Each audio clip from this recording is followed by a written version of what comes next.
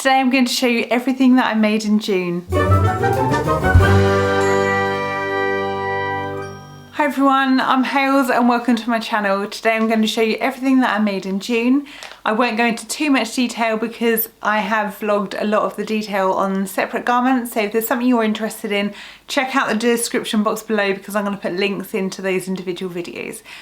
Right, on to garment one. Okay, so in no particular order, I'm going to start off with this, which is what I'm wearing, which is New Look 6197, and it was the short sleeve version in the women's version that I made, and I omitted the pocket, so I haven't put the pocket on because it's a patterned fabric. So it's done with made with a cotton lawn, which is pineapples. Go a bit closer so you can see. It has a relaxed collar, so there's no collar stand, and it has a yoke at the back, and the instructions tell you to sew the yoke a different way to what I've done because I have a directional print on my shirt. I wanted to make sure that all the pineapples were standing up.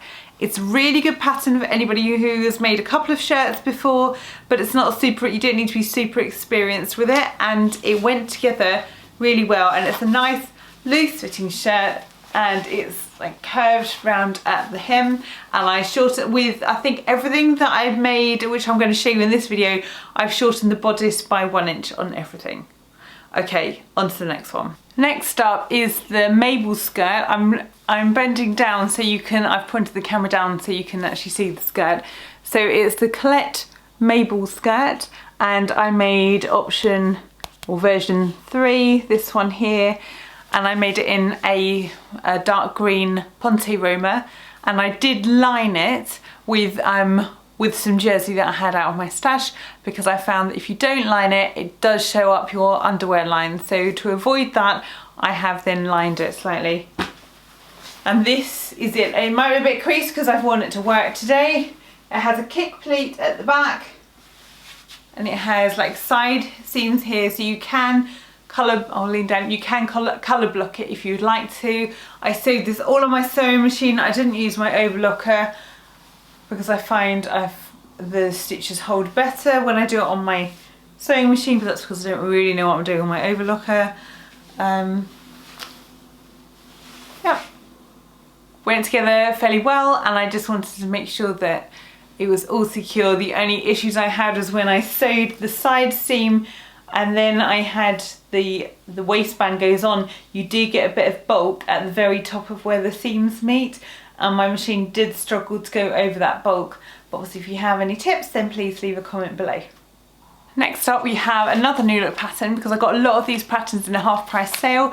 It's New Look 6086, and it was, where are we? It was this one here that I made, and I'd left off the side split, and I did chop off probably a good, I think I shortened the bodice by 1 inch. I also chopped off about 4 inches off the hem because that was quite long. So I've made it a shorter version. For me, I'm 5'3", so I didn't want it too long. I think that the length is fine with jeans. It hits just at the right, so it's not above, it's not there on my waist, but it's not too low down, too long either. So I'm quite happy with the length.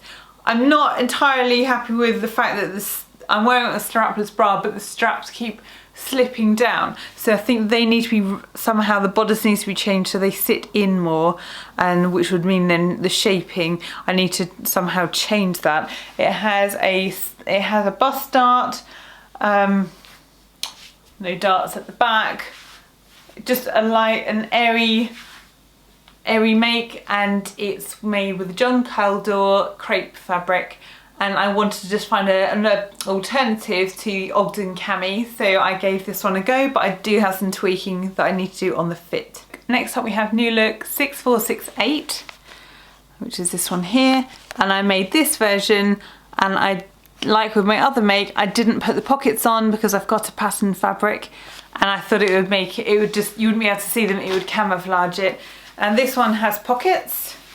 It has an elasticated waist. It's in a geometric print, so it's a bit busy, but it does have the button loops, and you can't really see them on here, but it has black, I put black buttons on. The only problem I have with the buttons is that I think they are too small for the button loops, so I do need to replace them with slightly bigger buttons. I did go to the fabric shop at the weekend, but they didn't have anything suitable, so I probably need to order them online. Like the ones I bought, I got them off eBay and just size up so they're a bit more secure, because I feel like they're going to come undone. I do have a little bit of excess here at the top, so I think that I may well take it in a little bit more at the sides and possibly pull in the elastic a bit more as well, just to pull it in at the waist. I don't know if you can see from here, there we go. So it's just sort of knee length. I've got my socks on, so hopefully you didn't see that there. But it's actually quite an enjoyable make. The instructions are clear and it went together really well. It is with cotton lawn, and I have lined it, just the skirt part, with an anti-static lining, which just stops it from clinging and just gives a little bit of extra coverage as well. Next up is the Tilly and the Buttons Bettine Dress, and I made the version without the pockets because I made it in jersey. I also omitted the extra sleeve bands, or like the cuff bands, and the extra cuffs which are like turn-up cuffs which come with the pattern. I literally just folded it under and then stitched the hem so it lays flat, so it goes under a cardigan or a jacket, a fitted jacket, a lot better than if you have that extra bulk there. I also turned the casing up and then stitched, so I didn't have that blousey effect that the pattern suggests for, because I wanted more waist definition here. It is in a leopard print glittery jersey fabric, and I zigzagged around there and around the cuff and the hem. I think I used the twin needle for the hem, but I have found that some of the stitching has started to come undone. I've also had that problem on the Mabel skirt as well, where it's just, I don't know, it's just come loose and it has then started to like come undone, which is really annoying. So I mean, I wouldn't want to zigzag it on a twin hem, so I don't know how I stop that from happening. I don't have a cover stitch. So that is that one there. On Tilly's website, she tells you the length of the band piece that you need, for the neck band that you need to put on if you're making this in jersey. So if you do want the instructions for the jersey version, unfortunately you do have to hop over to the Tilly and the Buttons website to get those details, because it's not in here, because the instructions here are just for a woven dress, but it's fairly easy and it goes together really well, and there's a lot more movement in the jersey version than the woven version, which I made in May, which was so tight I couldn't move. Now I do have something else to show you. I have three more, how many? Two more things to show you.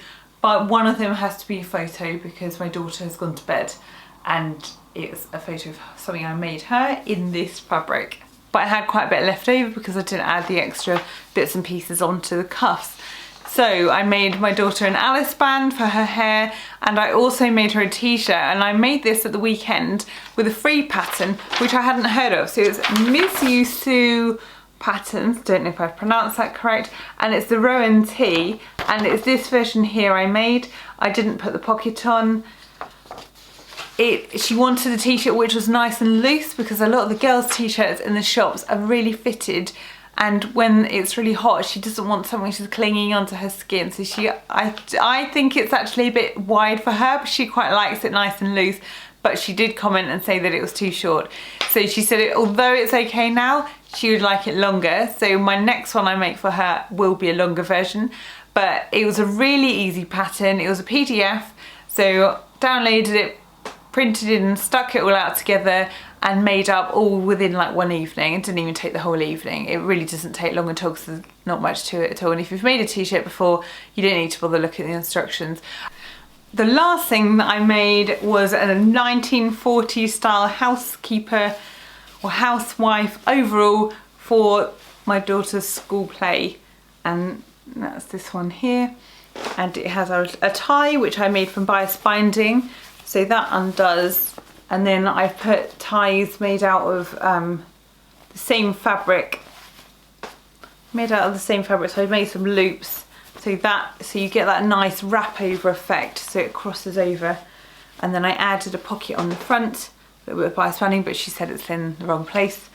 But it's fine. I think it's just the wrong place for her hands. But that ties together, and that is that. I made that out of a remnant, and that was from 1 meter of fabric, and that is ready. The costumes are due to be in next week, and she has learned her lines. She has remembered all her lines. My son's outfit, I just got a jacket off eBay and a shirt which someone had given to me secondhand, and the trousers will be school trousers, so I just need a tie, which I might try and make, or I'm hitting eBay again because I have plans for other things, not faffing around with things in school play. If you want to know more details about the individual garments, I will link them all down below. Thank you for watching, and if you've enjoyed it, please hit that subscribe button, and I will see you again next time.